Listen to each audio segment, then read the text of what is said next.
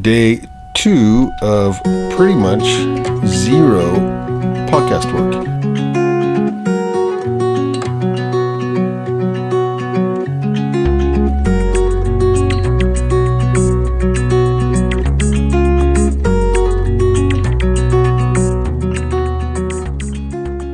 Mr. Mom, it's a weekend, kids are home all day, did chores and stuff most of the day, laundry. Got to see my mom. Hi, Mom. How are you? Thanks for dinner. That was good.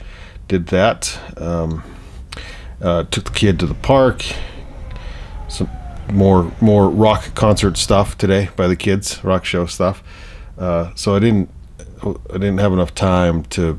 I wanted to get some editing done. I really wanted to try and get some editing done. Carve out an hour or two of editing, but I didn't get it. So I did get a little bit further in the YouTube formula. Again, we're a podcast company, but everyone puts their podcast videos on YouTube. Essentially, a lot of people do, and so it's interesting to see how the YouTube formula works versus like our podcasts are. We record for audio first, right? We record for good conversation and good audio first, and then what can I take from the YouTube formula and the way YouTubers are hacking YouTube to apply that to the way we edit or maybe the way we structure a podcast so that we get more views on YouTube. A couple things I found interesting. Where did I put it? Oh yeah. Okay. There's a huge difference between building an audience off a viral video and building an audience off your content and personality. There is a huge difference between building an audience off a viral video and building an audience off your content and personality. So in other words, viral stuff is cool, but it doesn't have a lot of stickability to it. But if people buy into your personality, you can build an audience better of people who will follow you, which is good. The other thing that stood out to me was ultimately people consume content they care about, so figure out who cares about your particular type of content. So yeah, who's your audience? Know your audience, right? And I think it's really deep into that here in a minute. YouTube's number one goal is to keep the viewer on the platform longer. And if you don't know this, but that first 30 seconds of every video is hypercritical. So if someone stays on your video past that first 30 seconds, you should have a higher chance of that video trending well or doing better on the platform. And of course, the longer they stay watching, the better your video will do. But that first, I think it's first 10 seconds, but that first 30 seconds is really critical. Get them past those 30 seconds. So if you've honed your content to match a specific viewer, YouTube will help your content be seen by that viewer who will likely want to watch it. Very cool. Then micro moments. I find this interesting. This is on page 136 of the YouTube formula. This is this book here by Daryl Eves. I guess that's how you say it, Eves.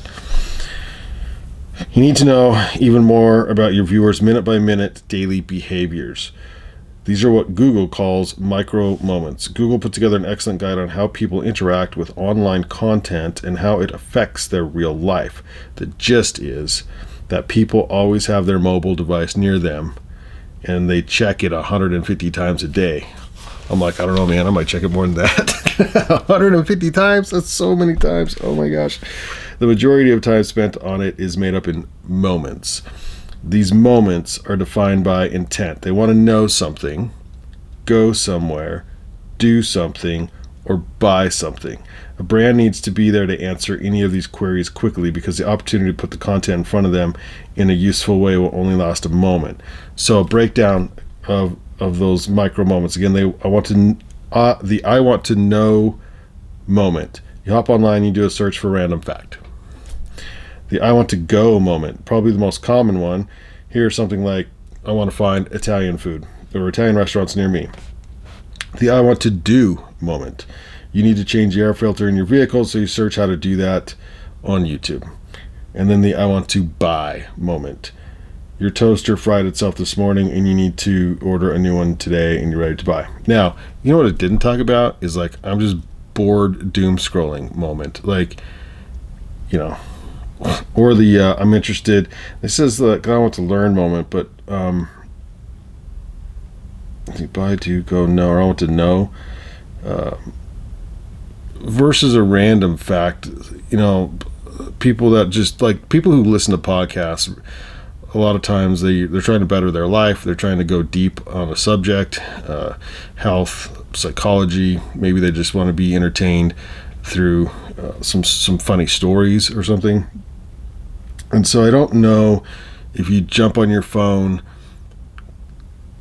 I don't know if that's a micro moment or if that's more of like here's the podcast I follow, and I just check to see if they've uploaded anything, if they're semi inconsistent, because normally you know when they upload. So, but these are the micro moments. So getting a little deeper on this and breaking down who your audience is. So I found that interesting. Thought I would share that. And then back at the grind tomorrow. This week is I finally locked down one new sponsor for our show, which is fantastic. $750. It makes me feel a little better, and I'd like to add onto that and get another sponsor next week if I can. That would be ideal because I'm running out of time to hit my goal. But all right, that's it for now. Deuces.